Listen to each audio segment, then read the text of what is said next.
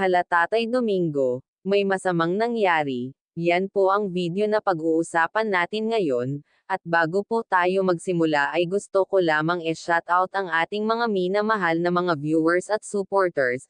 Tatay ni Dara ay aksidenteng raw natusok ng nguso ng isda, totoo nga ba ito?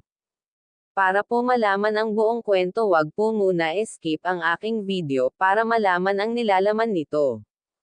Sa agap ko na balita ay isa nga sa kasamahan ng tatay ni Dara ang aksidenteng natusok ng nguso ng isda na ang pangalan nga ng isdang ito ay balo. Pasalamat na lamang tayo at hindi nadamay ang tatay ni Dara. Dahil kung sakaling nangyari yun ay malaki na naman ang magiging problema ni Dara, lalo na ngayong magpapasko.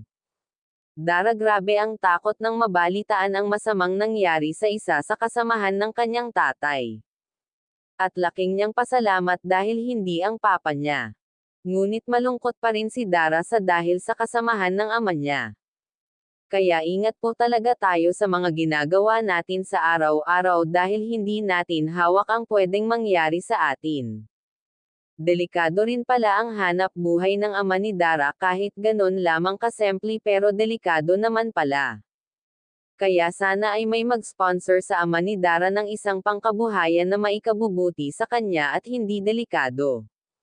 Sa mga sponsor po ni Dara, sana ay marinig ang hinaing ng karamihan, para sa ikasasaya ni Dara para sa kanyang tatay. Kaya kung bago ka pa lamang sa aking channel ay baka pwede paki-subscribe at wag nga po pala natin kalilimutan suportahan ang ama ng ating kalingap na si Val Santos Matubang. At hanggang dito na lamang po ang ating mixing reaction. Again, maraming salamat sa inyong panonood.